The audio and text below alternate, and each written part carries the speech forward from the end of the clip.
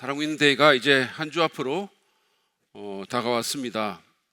우리가 정말 우리 교회 모든 행사 가운데 가장 중요한 행사라고 말할 수 있습니다. 왜냐하면 교회는 잃어버린 영혼들을 주님께 인도하기 위해서 존재하기 때문입니다. 그것이 교회의 존재 목적입니다. 예수님은 우리에게 온 세상으로 나가서 복음을 전하라고 명령을 하셨죠. 그뿐만 아니라 정말 한 영혼이 천하보다 귀하다고 하셨는데 그 소중한 영혼들의 영원한 운명이 바뀔 수 있는 그런 날이기 때문입니다. 그래서 오늘 저는 마가복음 강해를 잠시 중단하고 전도와 관계된 그런 말씀을 좀 여러분과 함께 나누기를 원합니다. 오늘 설교 제목은 이래도 전도 안 할래? 라는 겁니다. 좀 도발적이죠, 제목이. 그렇죠? 이래도 전도 안 할래? 여기 있는 누군가에게는 이래도 결혼 안 할래? 이렇게 들릴 수 있죠. 실제로 여러분들은 학교 다닐 때 아마 그런 거 들어보셨을 텐데 이래도 공부 안 할래? 이런 어떤 얘기들 들어보셨을 거예요. 저는 들은 것 같아요. 그러니까 정말 애타는 마음으로 막 이렇게 여러 가지를 얘기하면서 이래도 공부 안 할래? 이렇게 하는 그 부모님의 애타는 그런 마음이 이렇게 생각이 날 것입니다. 그래서 오늘 이 도발적인 제목 때문에 불쾌해하지 마시고 오히려 하나님의 그 애타는 마음을 좀 느껴봤으면 좋겠어요. 하나님께서 우리를 너무 사랑하시고 우리 인생을 귀하게 여기셔서 우리가 그냥 여기서 그냥 하루하루 정신없이 살면서 그냥 어디로 가는지도 모르고 예수 믿는다고 말은 하는데 사는 게 그냥 사는 게 아니고 그냥 무슨 썩어질, 어떻게 보면 그냥 사라지고 없어질 그냥 물질만 모으기 위해서 정신없이 사는 그런 삶을 살기를 원치 않으시고 정말 의미 있고 가치 있고 영원히 사라지지 않을 귀한 영혼을 건지는 그런 복된 삶으로 이끄시기 위해서 우리에게 호소하시는 그 애타는 마음, 그 마음을 여러분들이 좀 느껴봤으면 좋겠어요. 이래도 전도 안 할래? 제발 좀 전도하면서 살지 않을래? 소중한 인생을 사람 낚는 그런 업으로 살지 않을래? 어떤 그런 마음을 여러분들이 받으시고 도전으로 여러분 삶에 이렇게 좀 동기부여가 되시기를 바랍니다. 오늘 본문인 누가복음 16장 19절부터 31절 말씀은 우리가 조금 전에 그 부분만 읽었는데요. 두 전혀 상반된 사람들의 엇갈린 운명을 말하고 있는 예수님의 이야기입니다. 이 얘기는 우리의 삶과 죽음과 그 다음에 내세에 대해서 조명하면서 반드시 전도해야 될 동기를 우리에게 부여해 줍니다. 먼저 본문 내용부터 간단하게 좀 살펴보도록 하죠. 오늘 얘기는 부자와 거지와 그들의 삶과 죽음 그리고 그 이후에 대한 이야기입니다. 예수님은 먼저 부자에 대해서 19절에서 이렇게 묘사하십니다. 보시죠. 어떤 부자가 있었는데 그는 자색 옷과, 그러니까 보라색 옷, 퍼플 옷이죠. 이거는 고대 왕들이나 아주 신분이 높은 사람들이 입는 옷이죠. 그 자색 옷과 고운 베옷을 입고 날마다 즐겁고 호화롭게 살았다. 오늘날로 치면 고가의 수입 명품 그런 옷을 입고 어리어리한 대저택에서 최고급 음식과 와인을 마시면서 날마다 파티를 하며 살았다. 그 정도가 될 것입니다.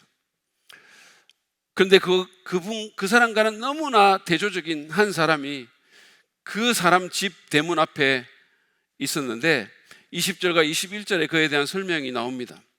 그런데 그 집 대문 앞에는 나사로라 하는 거지 하나가 헌데 투성이 몸으로 누워서 그 부자의 상에서 떨어지는 부스러기로 배를 채우려고 하였다. 개들까지도 와서 그의 헌데를 핥았다. 부잣집 문 앞에 있는 그는 거지였습니다. 제대로 거동도 못하는 헌데 투성이의 아주 중한 병자였죠. 비참한 인생이었습니다. 근데 흥미로운 것은 나사로라는 그의 이름이 여기에 밝혀져 있다는 겁니다.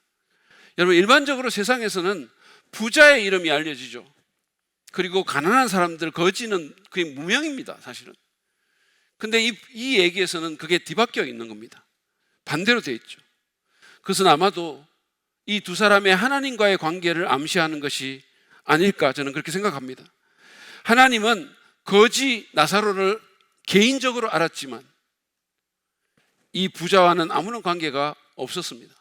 다시 말해서 나사로는 구원받은 하나님의 자녀이지만, 그래서 하나님이 그 이름을 나사로라고 정겹게 불러줄 수 있는 그런 관계이지만 부자는 그렇지 않았다는 겁니다. 아무튼 나사로는 버려진 낡은 인형처럼 부잣집 문 앞에 힘없이 드러누워서 그냥 하루하루를 죽지 못해 살고 있는데, 어떤 면에서 보면 몸에서는 진물이 나오고 악취가 진동합니다. 개들이 와서 그의 헌대를 핥습니다. 여기서 개는 여러분들이 요즘 보는 흰 털에 빨간 물들이고 명품 패딩 걸치시고 그렇게 온 동네를 다니시는 그런 초코, 푸딩, 두부 같은 그런 강아지가 아니라 때로 몰려다니는 거리의 잡종 개들을 의미합니다. 이 사람은 하도 약해져서 그 개들을 쫓아낼 힘도 없는 거예요. 그런 상황에서 그는 부잣집에서 나오는 그 음식 부스러기라도 주워 먹으려고 안간 힘을 쓰고 있었습니다. 부자는 자기 집 문 앞에 있는 그 거지의 존재를 알았을 것입니다. 그리고 그가 얼마나 비참한 상황 가운데 있고 그에게 얼마나 필요가 많은지를 자기 눈으로도 봤을 것입니다. 24절에 보면 그 이름까지도 알고 있는 것으로 봐서 어쩌면 그 이전에 어떤 인연이 있었는지도 모릅니다. 이 사람이 거지가 되기 전에 이 사람이 몸이 너무너무 아파가지고 더 이상 생산 활동을 할 수가 없고 그 가난이 극에 달하기 전에 어떤 인연이 있었을지도 모르죠. 그렇지만 그는 그 모든 것을 알면서도 이 거지에게 단 한 번도 자비를 베풀지 않았습니다. 그는 틀림없이 이 부자는 잠언에 있는 가난한 자를 멸시하는 자는 그를 지으신 하나님을 멸시한다라는 그 말씀을 익히 알고 있었음에도 불구하고 모세의 율법에서 가난한 동료 유대인들을 도우라는 그 하나님의 명령을, 그 가르침을 모르지 않았을 것임에도 불구하고 나사로를 그 가난과 질병 가운데서 죽어가도록 방치해버렸습니다. 이것은 그가 하나님에게 전혀 관심이 없는, 하나님을 전혀 존중하지 않는, 하나님을 믿지 않는 불신자임을 여실히 드러냅니다. 그런 가운데 나사로의 이 비참한 삶이 마무리되는 그런 순간이 왔습니다. 반전의 순간이었죠. 사실은 힘없이 널브러져서 자기 몸에 뭔가가 닿는 느낌이 들어서 천천히 고개를 돌립니다. 개가 와서 또 헌대를 하려는구나, 그렇게 생각했죠. 그러나 그것은 천사의 손이었습니다. 꿈을 꾸는가 싶어서 볼을 꼬집어 보는 동안 천사들이 그를 안고 날아갑니다. 즉시 그의 모든 상처가 치유됩니다. 모든 고통과 굶주림은 과거의 얘기가 됐습니다. 믿음의 조상 아브라함이 그를 힘있게 안았습니다. 가장 낮은 곳에서 이제 가장 영예로운 곳으로 옮겨진 것이죠. 그런데 이 반전이 거지에게만 있는 게 아니고 부자에게도 찾아옵니다. 죽음이 어느 날 그를 찾아온 것입니다. 생각도 못하고 있었는데 죽음이라는 불청객이 그를 찾아옵니다. 그가 죽은 후에 바로 성대한 장례식이 계획되었지만 부자가 실제로 간 곳은 무덤보다 더 낮고 무덤보다 더 음울한 지옥이었습니다. 한때는 나사로가 자기 집 문 밖에서 고통하며 누워 있었는데 이제 그가 천국 문 바깥에서 고통하며 누워 있습니다. 누가는 이 두 사람의 뒤바뀐 운명을 이렇게 묘사합니다. 22절 23절입니다. 그러다가 그 거지는 죽어서 천사들에게 이끌려 가서 아브라함의 품에 안겼고 그 부자도 죽어서 묻히었다. 부자가 지옥에서 고통을 당하다가 눈을 들어서 보니 멀리 아브라함이 보이고 그의 품에 나사로가 있었다. 멀리, 저 멀리 아브라함과 그 품에 나사로가 보였다고 이 얘기는 말합니다. 자기 집 밖에 나뒹구는 수많은 쓰레기 중 하나로 여기면서 단 한 번도 자비를 베풀지 않았던 그 거지가 보인 겁니다. 근데 그 거지가 아브라함의 품에 안겨 있습니다. 그것은 그가 최고의 복된 상태에 있다라는 뜻입니다.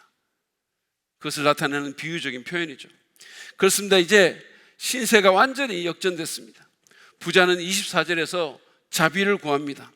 아브라함 조상님, 나를 불쌍히 여겨 주십시오. 나사로를 보내어 그 손가락 끝에 물을 찍어서 내 혀를 시원하게 하도록 하여 주십시오. 나는 이 불 속에서 몹시 고통을 당하고 있습니다.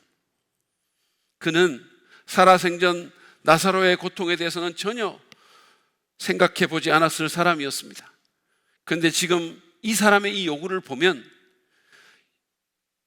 이 사람은 죽어서까지 자기중심적이고 나사로가 자기 고난을 돌봐야 한다고 생각하고 있습니다. 여러분, 나사로가 그 부자가 집 문 앞을 지나갈 때마다 얼마나 많이 애원했을까요? 얼마나 자기를 불쌍히 여겨달라고, 자기가 지금 배가 고파서 죽겠다고 얼마나 많이 외쳤을까요? 아브라함의 대답은 차가운 메아리처럼 돌아옵니다. 25절부터 26절 말씀 보시죠. 얘야, 되돌아봐라. 네가 살아있을 동안에 너는 온갖 호사를 다 누렸지만 나사로는 온갖 괴로움을 다 겪었다. 그래서 그는 지금 여기서 위로를 받고 너는 고통을 받는다. 그뿐만 아니라 우리와 너희 사이에는 큰 구렁텅이가 가로놓여 있어서 여기에서 너희에게로 건너가고자 해도 갈 수 없고 거기에서 우리에게로 건너올 수도 없다. 아브라함은 얘야라는 애정 어린 용어를 사용하지만 그가 말한 것에 대해서는 이제는 어떻게 할 수가 없다라고 그렇게 대답합니다. 큰 구렁텅이의 간격은 죽음의 최종성을 나타내고 지금은 너무 늦었다는 것을 강조하는 이미지죠. 부자는 절망해서 27절, 28절에서 마지막 호소를 합니다. 조상님, 소원입니다. 그를 내 아버지 집으로 보내주십시오. 나사로를 자기 지금 살아있는 집으로 보내달라는 거예요. 나는 형제가 5이나 있습니다. 제발 나사로가 가서 그들에게 경고하여 그들만은 이 고통받는 이곳에 오지 않게 하여 주십시오. 이제서 자기 형제 생각을 하는 겁니다. 살아있을 동안 계속 자기 생각만 하면서 살던 그 사람이 이제 각성의 순간이 온 거예요. 근데 아브라함은 굳이 그럴 필요가 없다면서 29절에서 이렇게 답합니다. 그들에게는 모세와 예언자들이 있으니 그들의 말을 들어야 한다. 모세와 예언자는 구약 성경을 통칭하는 말입니다. 그러니까 그들에게 성경 말씀이 있으니까 그거 들으면 된다는 거죠. 그뿐만 아니라 그 성경 말씀을 가르치는 교사들도 거기 있잖아요. 그들에게 들으면 된다고 말을 합니다. 그러나 부자는 자기 생각을 포기하지 않고 30절에서 이렇게 간청합니다. 아닙니다, 아브라함 조상님. 죽은 사람들 가운데서 누가 살아나서 그들에게로 가야만 그들이 회개할 것입니다. 그러나 아브라함은 그의 생각에 동의하지 않았어요. 여러분 31절 보십시오. 그들이 모세와 예언자들의 말을 듣지 않는다면 죽은 사람들 가운데서 누가 살아난다고 해도 그들은 믿지 않을 것이다. 그들에게 성경 말씀이 있고 거기에 그 안에 복음이 있고 그 말씀을 전해주는 교사들이 있기 때문에 그들에게 들으면 되고, 만약에 그 말씀을 듣지 않는다면 다른 방법은 소용이 없다는 거예요. 우리는 흔히 생각합니다. 정말로 이 사람이 말한 것처럼 하늘에서 누군가 정말 죽은 사람이 오기라도 하면 듣고 회개할 텐데 과연 그럴까요? 여러분, 예수님 부활할 때 봤잖아요. 예수님이 죽은 자 가운데서 살아났지만 대제사장들, 종교인들 믿었습니까? 안 믿었죠. 오히려 경비병들 말 듣고는 누가 시체를 훔쳐갔다고 해라고 헛소문 퍼뜨리고 돈 주고 괴담을 퍼뜨렸어요. 하나님의 말씀을 듣지 않으면, 복음을 믿지 않으면 죽었다가 누가 살아나도 여전히 안 믿을 거라는 겁니다. 여전히 어떤 핑계를 대면서 여전히 믿지 않을 거라는 얘기예요. 그 말은 이게 증거의 문제가 아니라 마음의 문제라는 거예요. 이것이 오늘 우리의 얘기입니다. 그러면 이 본문의 말씀은 어떻게 우리에게 전도의 동기를 부여합니까? 제가 3가지로 여러분에게 교훈을 말씀을 드리려고 합니다. 첫 번째, 우리는 모든 사람이 죽음의 위기 가운데 있음을 인식해야 합니다. 오늘 말씀이 우리에게 그것을 분명하게 가르쳐주고 있습니다. 오늘 본문에 보면 부자와 그 거지 나사로 사이의 삶에는 어떤 공통점도 없었습니다. 완전히 다른 삶을 살고 있었어요. 완전히. 부자는 많은 사람들의 부러움 속에 떵떵거리고 호의호식했고, 거지는 외로움과 배고픔과 차별과 질병 가운데서 인간 이하의 삶을 살았어요. 누가 이 거지를 쳐다나 봤겠습니까? 누가 이 사람을 사람 취급이나 했겠습니까? 근데 부자는 안 그랬겠죠. 많은 사람들이 그에게 다가왔을 거고, 뭐라도 얻어낼까 싶어서 잘해줬을 거고, 좋은 말 했을 거고, 그 삶이 얼마나 달랐겠습니까? 그런데 두 사람 공이 맞닥뜨려야 할 삶의 현실이 있었습니다. 그것은 바로 죽음이었어요. 부자도 거지도 죽음이라는 최고의 위기를 비껴갈 수가 없었습니다. 둘 다 죽음이라는 그 현실을 맞닥뜨리지 않을 수가 없었다는 말이에요. 그래서 죽음을 위대한 평형장치다라고 말하는 겁니다. Great Equalizer다 그래요. 죽음이라는 것은. 그런데 우리가 이렇게 살면서 보면 어떤 사람에게는 마치 죽음이 닥치지 않을 것 같은 느낌을 우리가 받는 거예요. 그 사람을 이렇게 보면 죽음이 너무 비현실적으로 느껴지는 겁니다. 죽음을 연상할 수가 없는 거예요. 너무 건강하거나 너무 젊거나 너무 행복하거나 너무 부유한 사람들에게 특히 그런 거죠. 아까 여기서 노래하며 춤추던 그 젊은 자매들, 그런 사람들 보면 죽음이 너무 비현실적으로 느껴지죠. 춤을 추며 우리를 놀라게 만들었잖아요. 이번에 저희가 목회자 친교회를 했는데, 목회자 친교회에 가서 미국에서 목회하고 있는 제 제자를 제 생각에 한 15년 만에 처음으로 이제 만났어요. 되게 오랜만에 만난 거예요. 근데 그 목사님이 저를 이렇게 보더니, 교수님은 왜 늙지를 않으십니까? 그때보다 더 젊어지신 것 같아요. 이렇게 얘기를 하는 거예요. 여러분, 저는 왜 늙지를 않는 것일까요? 제가 너무 성령 충만해서 그런 것일까요? 왜 아멘 안 하십니까? 그리고 또 어떤 다른 또 목사님 부부를 만났는데, 그분들도 좀 이렇게 비교적 젊은 목사님이세요. 근데 그분들을 만났는데, 그 부부인데, 제가 지나가면서 이렇게 인사를 했더니 그분들이 저한테, 아니 목사님은 늘 청년 같으세요, 이러는 거예요. 그러니까 그 사모님이 옆에 있다가 영원한 문학 청년 이러더라고. 여러분, 제가 지금 제 자랑을 하고 있는 것일까요? 그런 것 같아요. 네, 그런 것 같아요. 근데 여러분, 아무리 늙지 않는 것 같아 보이는 사람일지라도 다 죽죠. 다 죽습니다. 우리가 아무리 좋은 거 먹고 뭐 헬스 가고 아무리 죽음을 피하려고 발버둥을 쳐도 사람은 결국 다 죽어요. 그리고 그 죽음이 언제 어떻게 우리를 찾아올지 우리는 아무도 예측할 수가 없습니다. 그렇다면 그것이 전도에 어떤 함의를 갖고 있을까요?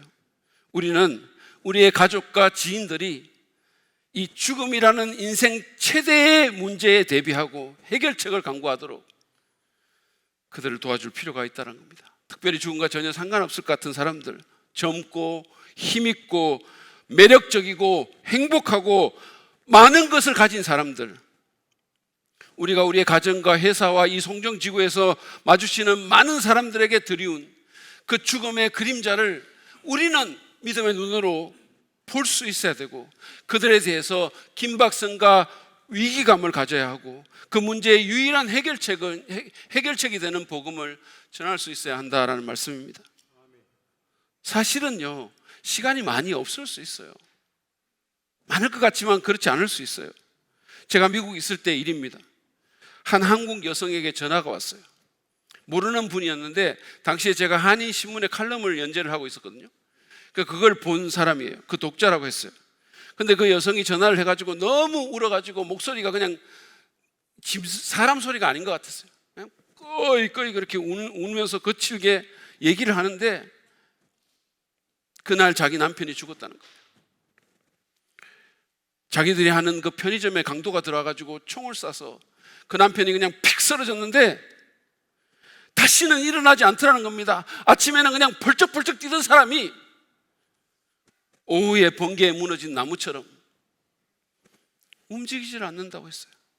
그러면서 제게 뭐라고 얘기했냐면, 지난주에 제가 쓴 칼럼을 읽었는데 그게 마침 또 공교롭게도 죽음을 경고하면서 대비하라는 그런 거였었어요, 그 내용이. 그래서 정말 제대로 살자고 정신없이 살지 말고 살아있을 때 올바로 살자는 그런 내용이었었어요. 그걸 읽었다는 겁니다. 그래서 자기도 언젠가 그래야지라고 생각했다는 거예요. 이렇게 정신없이 살지 말고 정말 아침부터 밤까지 그냥 편의점에서 미친 듯이 그냥 돈만 벌면서 살 게 아니고, 이게 내가 원했던 삶이 아니고 이렇게 살아서는 안 되는 거 나도 아는데, 그래서 나도 뭔가 바꿔야 되는데, 그렇게 생각했는데 그게 그렇게 빨리 올 줄 몰랐다고. 죽음이 자기에게 그렇게, 자기 앞에 그렇게 빨리 올 줄 몰랐다고 꺼이꺼이 울더라고요. 한 번은 제가 버지니아 대학교 그 기독교 동아리에서 강사로 이제 말씀을 전했던 적이 있어요. 근데 이제 리더로 섬기는 한 자매가 이제 그 나눔을 하는데 이런 얘기를 한 겁니다. 그날이 월요일이었는데 그 전주 금요일 날 자기 베프, 자기가 가장 친한 친구의 아버지가 앞에서 제가 말한 사람처럼 그 사람도 총을 맞고 죽었다는 거예요. 한인인데 장사하다가. 그래서 너무 충격을 받아가지고 자기 부모님도 그렇게 될 수 있겠다는 생각을 한 거예요. 위기감이 온 거예요. 그래가지고 밤 12시까지 방에 틀어박혀가지고 금요일 날 계속 울었다는 겁니다. 그 친구 생각하면서, 그 친구 아버지 생각하면서, 자기 부모 생각하면서 그냥 계속 울었다는 거예요. 그래서 밤 12시까지 울다가 무작정 사형리 들고, CCC에서 전도하는 그 사형리라는 게 있거든요. 그걸 들고 밤 12시에 무작정 자기 어머니 방으로 쳐들어갔대. 그래가지고 그걸 읽으면서 복음을 전합니다. 근데 어머니가 계속 저항하죠. 아니 갑자기 왜 이래, 얘가 뜬금없이 왜 너가 너무 이상할 거 아닙니까? 근데 하도 그냥 이 딸이 간절히 그냥 들이대니까 같이 사형리를 읽기 시작했어요. 그리고는 그 사형리의 두 번째 항목이 사람은 죄에 빠져서 하나님으로부터 떠나 있습니다. 그러므로 하나님의 사랑과 계획을 알 수 없고 또 그것을 체험할 수 없습니다라는 그 대목을 읽다가 갑자기 흐느끼기 시작하는 거예요, 이 어머니가. 그리고 그 흐느낌이 통곡으로 변합니다. 그렇게 막 오열하던 어머니가 자기 인생에서 겪은 문제와 아픔과 여러 가지 자기 인생의 그 죄에 대해서 말하기 시작하더라는 거예요. 내가 왜 이렇게 됐는지 그러면서 막 그러다는 거예요. 그리고는 계속해서 사형리를 읽게 되고, 그래서 밤 1시에 예수님을 자신의 구주로 영접했다는 거예요. 그 여학생이 간증을 나누면서 성령님이 역사하셨다고 기뻐하던 모습을 지금도 제가 잊을 수가 없어요. 여러분, 우리는 누군가가 병에 걸리거나 재난을 만나거나 위기에 처하면, 특별히 그 사람이 나와 관계가 있고 사랑하는 사람이라면 그 사람들에게 도움의 손길을 내밀고 그 사람들을 위해서 간절히 기도하고 뭔가 특별한 우리도 행동을 하잖아요. 근데 여러분 아셔야 될 것은, 아무 문제가 없어 보이는 사람들도 질병이나 또는 다른 재난과는 비교할 수 없는 죽음이라는 위기 가운데 처해 있음을 아셔야 된다는 거예요. 그게 시간이 많을 것 같지만 그러지 않을 수도 있다는 얘기입니다. 영어로 sooner or later라는 말이 있어요. 빨리 오든 조금 늦게 오든 그것은 모든 사람에게 다가오는 거예요. 그러므로 여러분, 그 위기 가운데 처한 그들을 위해서 기도하고 복음을 전해야 합니다. 그들이 살 수 있는 복음을 전해야 돼요. 그것이 우리가 사랑하는 가족과 지인을 위해서 할 수 있는 최고의 사랑의 행위입니다. 가장 큰 친절이에요. 두 번째로, 우리는 오늘 이 말씀을 통해서 기독교적 내세의 교리를 심각하게 받아들여야 함을 또한 배우게 됩니다. 기독교적인 그 내세의 그 믿음을 우리가 심각하게 받아들여야 합니다. 여러분, 많은 사람들이 지금 내 눈에 보이는 이 세상이 전부고 지금의 생이 다인 것처럼 그렇게 살아요. 우리 믿는 사람들도 그렇지 않다고 신앙 고백은 할지 몰라도 실제로 살아가는 모습을 보면 이게 다인 것처럼 그냥 여기에 쏟아붓고 살아요. 그런 사람들에게는 죽음이 모든 것의 끝이죠. 거지와 부자가 죽고 난 후에도 아마 그 부자의 장례식에 참석했던 사람들이 나가면서 이제 다 끝났다라고 말하면서 나갔을 것입니다. 근데 여러분, 예수님은 그렇지 않다라고 말씀하세요. 그분은 오늘 본문을 보면 영원의 커튼을 열고 우리가 볼 수 없는 무대 뒤편의 모습을 보여주시는 거예요. 놀랍게도 여기서는 무덤에 묻힌 그 사람들, 여기서는 장례식하고 다 끝난 그 사람들이 주님이 열어주신 커튼을 보고 보니까 그들이 살아있다는 거예요. 계속해서 살아있었어요. 한 사람은 지옥에서 고통을 누리고 한 사람은 아브라함의 품속에서 복과 평안을 누리면서 그들은 그렇게 계속해서 살아있었어요. 성경은 죽음 이후에도 삶이 있다라고 분명히 말합니다.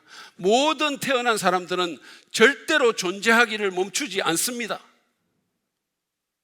사단의 가장 큰 거짓말은 눈에 보이는 이 세상과 이 생이 전부이고 죽으면 모든 것이 끝난다라는 겁니다.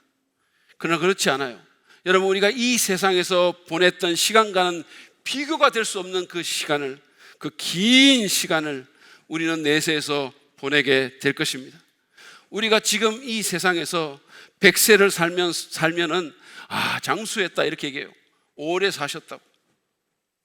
우리는 100살까지 살기 위해서, 아니 그 100년이라는 시간을 잘 살기 위해서, 더 여유 있게, 더 풍족하게, 더 편안하게 살기 위해서 아침부터 밤까지 죽기 살기로 일하고 온갖 좋은 것을 먹기도 하고 다양한 보험을 들어서 준비해 놓기도 하고 헬스클럽에서 땀을 비오듯이 흘리며 운동을 하기도 합니다. 다 좋아요.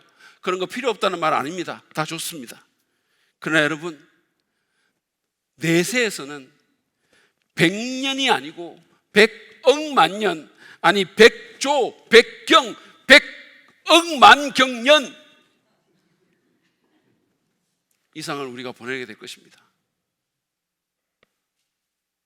우리가 100년을 위해서도 그렇게 준비하고 그렇게 열정을 쏟고 그렇게 올인한다면 그 긴 영겁의 세월을 위해서, 그 삶을 위해서 준비하거나 투자하지 않고 그렇게 살면 되겠습니까? 그냥 이것이 다인 것처럼 여기에 올인하고 살면 되겠습니까? 여러분, 내세에 대한 진실을 믿으시기를 바랍니다. 우리가 내세의 삶에 대해서 알아야 될 또 다른 사실은 이 세상을 지난 후에 사람들이 다른 곳에서 살 수 있다는 거예요. 그 목적지가 천국과 지옥으로 갈린다는 겁니다. 어떤 사람은 영원한 천국에서 영혼을 보내는가 하면 어떤 사람은 그 영혼을 지옥에서 보내게 될 것입니다. 만약에 여러분, 오늘 여러분이 이 세상을 떠나신다면, 오늘 하나님이 여러분을 부르신다면 여러분은 어디에 있겠습니까? 어디서 여러분의 영혼을 보내시겠습니까? 이것은 참으로 심각하고 중요한 질문이에요. 절대로 비켜가서는 안 되는 질문이에요. 여러분뿐만 아니라 여러분의 자녀들, 여러분의 손주, 손녀들, 그들이 만약에 오늘 세상을 떠난다면 그들이 어디에 있을까요? 어디서 영혼을 보내게 될까요? 나니아 연대기 저자이자 캠브리지 대학의 교수인 C.S. 루이스라는 유명한 분이 있습니다. 이분이 자기 비서와 함께 이렇게 묘지를 간 거예요. 많은 묘지가 있고 이제 묘비가 있고 그렇겠죠. 근데 그 묘비 중에 하나에 이런 말이 쓰여 있는 거예요. 여기 무신론자 옷 잘 차려입고 갈 곳이 없어 누워있다. 누군가 유머로 그냥 쓴 거예요. 그러니까 외국 사람들은 유머 감각이 많아가지고 묘비에도 이런 걸 쓰거든요. 여기 무신론자 옷 잘 차려입고 갈 곳이 없어 여기 누워있다. 그거를 보고 그 비서가 재밌다면서 깔깔 웃기 시작했어요. 그랬더니 C.S. 루이스가 정색을 하면서 이렇게 말을 합니다. 그 사람은 지금 그렇게라도 되기를 간절히 바라겠지 그랬어요. 차라리 갈 곳이 없어서 여기라도 누워있기를 얼마나 바라겠냐는 거예요. 여러분, 그냥 무덤에라도 누워있으면 괜찮죠. 근데 우리는 절대로 그렇지 않아요. 우리는 둘 중에 한 곳에 갑니다. 그리고 거기서 영원을 삽니다. 여러분, 안타깝게도 수많은 사람들이 오늘날 우리가 보는 사람들 중에도 그런 사람이 있을 수 있어요.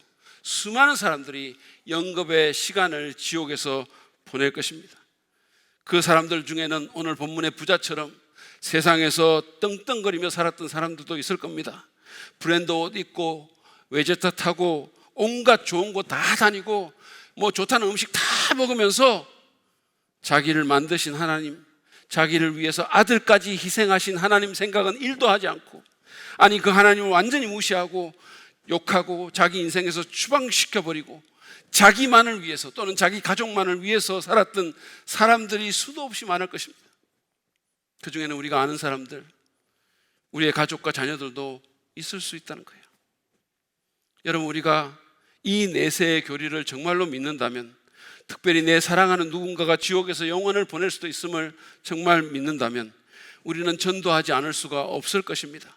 적어도 내 자녀와 사랑하는 자녀들에게는, 사랑하는 가족들에게는 그렇게 하는 것이 인지상정입니다. 솔직히 여러분, 오늘날 우리는 내 자녀가 이 땅에서 조금 더 편하게 살게 하기 위해서, 조금 더 출세하기 위해서 얼마나 많은 투자를 합니까? 정말로 없는 돈 막 그냥 부어가지고 과외를 시키기도 하고, 그리고는 그냥 좋은 학군으로 이사를 가기도 하고, 아침부터 밤까지 아이들 몰아붙이고, 심지어 외국으로 이민 가는 사람도 있어요, 아이 때문에. 여러분, 제가 이전에 있었던 교회 그 청년부 제자 중에 아이 교육 때문에 부부가, 아빠는 한국에서 엄마는 미국에서 15년 이상을 떨어져 살고 있습니다. 15년 이상. 아빠는 무슨 일벌처럼 여기서 열심히 일해가지고 그냥 돈 벌어서 미국에 있는 여왕벌과 그 새끼 벌에게 열심히 붙여주는 거예요. 여러분, 대한민국 아빠들 정말 불쌍해요. 제가 볼 때 우리가 이 땅에서의 짧은 삶을 위해서도 그렇게 한다면 자녀의 영원한 삶을 위해서는 얼마나 더 그래야 하겠습니까? 스스로 한번 질문해 보세요. 내가 내 아이의 이 지상에서의 삶을 위해서 쓴 돈과 그 아이의 영혼을 위해서 투자한 돈이, 그 아이의 지상에서의 삶을 위해서 쓴 시간과 그 아이의 영혼을 위해서 투자한 시간이, 열정이 얼마나 차이가 나는지 한번 생각해 보세요. 여러분, 그래서 우리는 반드시 전도해야 되는 겁니다. 우리의 영혼을 가르는 것은 다름 아닌 하나님과의 관계이기 때문이에요. 여러분, 오해하지 마시기 바랍니다. 오늘 본문에서 부자는 돈이 많아서 지옥 간 거 아니고, 거지는 돈이 없고 거지라서 천국 간 거 아니에요. 절대로 그런 거 아닙니다. 예수님은 그런 아이디어를 가르친 적이 없어요. 성경에 보면 경건한 부자들이 하나님께 놀랍게 쓰임받고 주님 나라의 일꾼으로 헌신한 사람들이 얼마나 많은지 몰라요. 그것 때문이 아니에요. 부자가 지옥 간 것은 그가 하나님을 믿지 않고 마음이 교만해져서 그 말씀을 무시했기 때문이에요. 하나님과의 관계가 없었기 때문이에요. 그가 나사로를 조금 더 돌보지 않은 것과 그의 이름이 나와 있지 않은 것은 그가 하나님과 관계가 없는 사람이라는 것을 강력하게 시사합니다. 여러분, 내세의 교리를 심각하게 받아들이시고 내 사랑하는 사람들의 영혼을 위해서 투자합시다. 저는요, 여러분, 제가 목사로서 우리 가족뿐만 아니라 여러분 가족 누구도 지옥 가기를 원치 않아요. 정말로 한 사람도 지옥 안 갔으면 좋겠어요. 간절히 원해요. 그러면 제가 그렇게 원한다면 우리 하나님은 얼마나 원할까요? 여러분, 제가 말했잖아요. 사람들이 지옥 가지 않으려고 가장 많은 노력을 한 분은 하나님이시라고. 우리는 그냥 가만히 앉아서 걱정만 하지만 하나님은 자기 아들을 그냥 보냈어요. 자기 아들을 십자가에 죽게 했어요. 사람들 지옥 가지 말라고. 그리고 성경 통해서 계속 경고합니다. 가지 말라고. 그런데도 사람들은 사단과 그 졸개들을 위해서 마련된 그곳을 향해서 계속 가는 거예요. 하나님 무시하고 자기를 위해서 아들을 보내신 그 하나님을 농담거리로 여기고 계속해서 죄를 지으면서 그곳으로 가는 거예요. 여러분, 우리는 가지 말라고 말할 필요가 있는 거예요. 우리는 살 수 있는 방법을 말해야 되는 거예요.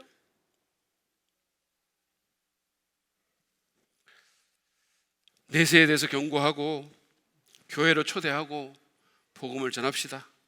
그래서 그들이 심판을 피하고 영원을 천국에서 보낼 수 있도록 주님과 함께 우리와 함께 영원히 복을 누리며 살아갈 수 있도록 그렇게 축복을 누리는 우리가 되기를 바랍니다.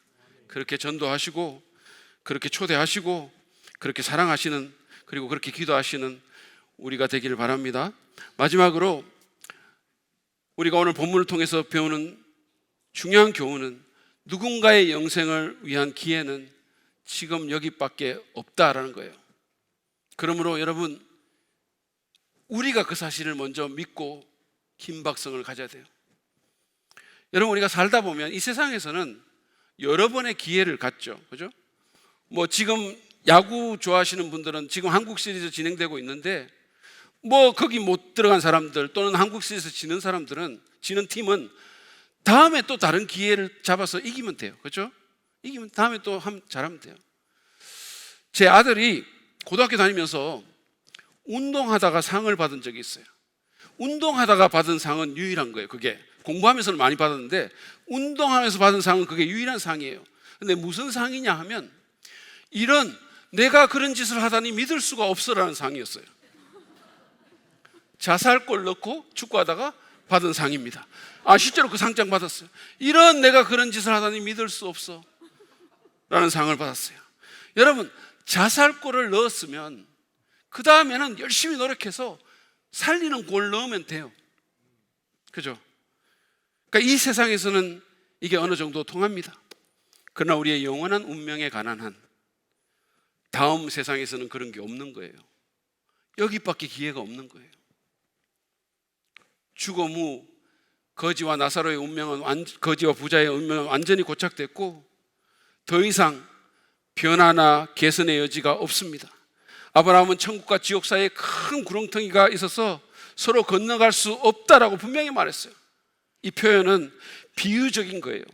죽음 후에 운명이 바뀔 수 없음을 분명히 말해주는 이미지인 것입니다. 그러면 이 운명이 어떻게 결정되죠? 어디서 결정되죠? 그것은 이 땅에서의 삶과 관련이 있는 겁니다. 구체적으로 지금 여기서 우리가 하나님과 맺는 관계, 그리고 그분의 말씀에 대한 태도라고 말할 수 있습니다. 특별히 아브라함은 죽은 나사로라도 보내가지고 자기 형제들에게 경고해달라는 그 부자의 그 말에 대해서 그들에게 모세와 예언자가 있으니까 그들의 말을 듣지 않으면 죽은 사람이 살아서 간다 하더라도 안 믿을 거라고 말을 했어요. 여러분, 모세와 예언자들은 아까 제가 말씀드린 것처럼 성경을 의미하는 거잖아요. 그러면 성경은 예수님이 말씀하신 것처럼 성경은 예수님에 대한 증언이에요. 모세와 예언자는 내게 대해서 증언하는 거라고 그랬어요. 그리고 그 예수님은 뭡니까? 성경대로 우리를 위해서 죽으셨다가 성경대로 우리를 위해서 살아나신 거예요. 그 증언을 믿지 않으면, 다시 말해서 복음을 믿지 않으면 다른 어떤 것으로도 안 된다라는 말이에요. 정리하자면 성경 말씀에 기록된 복음을 믿고 하나님과 인격적인 관계를 맺는 것이 우리의 영혼을 결정한다는 거예요. 어디서? 지금 여기서. 그래서 우리가 지금 여기서 때를 얻든지 못 얻든지 복음을 전해야 하는 겁니다. 여러분, 별로 시간이 많이 없을 수 있어요. 또 다른 기회가 없을 수 있어요. 어떤 사람들은 죽은 후에도 기회가 있지 않겠냐라고 얘기하는 사람들이 있습니다. 기독교인 중에도 그런 사람이 있어요. 목회자들 중에도 있고, 어떤 사람은 심지어 책까지 써가지고 죽은 후에도 기회가 있다는 듯이 사람들을 오도하는 그런 책도 있어요. 저도 그들 주장처럼 사후 후에도 기회가 있었으면 좋겠어요. 인본주의적인 관점에서. 그러나 여러분, 예수님은 그런 게 없다라고 말씀하십니다. 예수님이 우리보다 사랑이 없어서 그런 것일까요? 예수님이 우리보다 정의감이나 다른 것이 떨어져서 그런 것일까요? 우리보다 훨씬 더 나은 분이, 천국의 또는 영원의 실상을 아신 분이 분명하게 말씀하신 거예요. 우리는 주님의 이 말씀을 믿고 긴박성을 가지고 복음을 전해야 됩니다. 내일이 어떻게 될지는 우리가 모르기 때문에 어떤 사람에게는 지금이 유일한 기회가 될 수 있는 거예요. 지금이. 그래서 예전에 저희가 속한 그 교단은 매 예배 때마다 구원 초청을 했어요. 설교하면 매번 구원 초청합니다. 왜냐하면 어떤 사람에게는 그것이 마지막 예배일 수 있고 마지막 구원의 기회일 수 있기 때문입니다. 그래서 설교 끝나면 언제나 복음 듣고 예수 믿기 원하는 사람은 손을 들라고 간절히 그렇게 호소했어요. 손 들라고. 아무도 보지 않는다고. 사실은 많은 사람이 보고 있어요. 왜냐하면 관심이 너무 많으니까. 그리고 그 사람들 앞으로 불러내서, 그래서 상담실에 데리고 들어가서 밥을 굶기더라도 복음을 가지고 상담을 했던 겁니다. 그런 긴박성을 갖고 복음을 전합시다. 여러분, 이번 사랑 믿는 데이가 어떤 사람에게는 마지막 기회가 될 수 있어요. 우리는 모릅니다. 그러므로 바쁘더라도 시간을 내어서 찾아가고 간절한 마음으로 호소합시다. 제가 아는 어떤 분은요, 그 자기 집 앞에 있는 노점상 분에게 전도하기 위해 가지고 주일날 복음 전하는 주일이었어요. 근데 그 주일날 그분에게 일당을 주고 데리고 간 거예요. 일당까지 주면서 한번 가보자고. 여러분 한번 생각해 보세요. 만약에 그 노점상이 그것을 계기로 예수님을 믿게 되었다면 나중에 그 성도에게 얼마나 감사할까요? 두 사람이 천국에서 만날 때 얼마나 감격할까요? 아유, 그냥 옛날에는, 그때는 내가 모르고 그냥 너무 귀찮아하기도 하고 막 일당까지 내가 받으면서 이렇게 해야 되나 이런 생각했는데 그때 너무너무 감사했습니다. 너무 고마웠어요. 그러지 않겠습니까? 생각해 보십시오. 사도 바울은 지금이야말로 은혜 받을 때고 지금이야말로 구원의 날이라고 했어요. 미루지 맙시다. 지금이 누군가의 영생을 위한 둘도 없는 절호의 기회임을 인식하고 성령께서 우리 마음을 이끄실 때 사람들에게 다가가고 사랑 믿는 데이로 초대하고 복음을 전하는, 그래서 누군가의 영원한 운명을 바꾸는 우리 모두가 되기를 주님의 이름으로 축복합니다. 오늘 우리는 긴급성과 열정을 갖고 복음을 전하기 위해서 모든 사람이 죽음의 위기에 처해 있음을 인식하고 기독교적인 내세의 교리를 확신하며 누군가의 영혼을 위한 기회는 지금 여기밖에 없으니까 긴박성을 가지자고 열정을 갖고 전하자는 그런 말씀을 배웠습니다.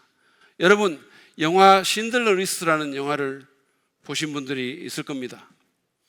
그 영화를 보면 독일이 패전하고 세상이 바뀔 때 자기 사업을 통해서 많은 유대인들을 구했던 독일인 사업가 오스카 신들러가 피신을 떠납니다. 이제 세상이 바뀌었으니까 독일 사람인 자기는 떠나야 되는 거예요. 돈이 많은 사람이었기 때문에 많은 사람들, 유대인들을 고용해가지고 그 유대인들을 살려준 거죠. 근데 이제 도망자로 세상이 바뀌었으니까 떠나야 되는데 자기에게 감사하러 나온 그 많은 유대인들 앞에서 울먹이면서 이렇게 말합니다. 좀 더 구할 수 있었는데, 좀 더 구할 수 있었는데, 내가 이 자동차를 처분했으면, 내가 이 금핀을 팔았으면 한 명이라도 더 구할 수 있었는데, 그러면서 울먹입니다. 여러분, 우리가 아는 이 세상이 지나가고 모든 진실이 드러날 때 무엇이 정말로 소중한 것인지를 우리가 분명하게 깨닫게 될 그때 우리는 신들러처럼 그렇게 후회하지 않았으면 좋겠습니다.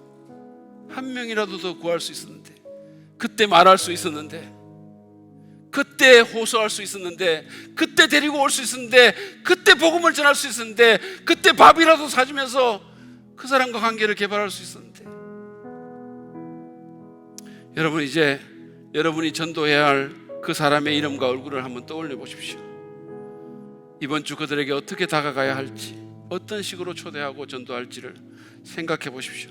그리고 이 시간에 기도할 때 주님께 그 이름을 올려드리고 주님께서 그 사람의 마음 문을 여시고 이번 기회에 자기를 위해 십자가에서 죽고 부활하신 그 예수님 믿고 구원받을 수 있도록, 살아날 수 있도록, 그래서 그의 영원한 운명이 완전히 바뀔 수 있도록 기도하십시오.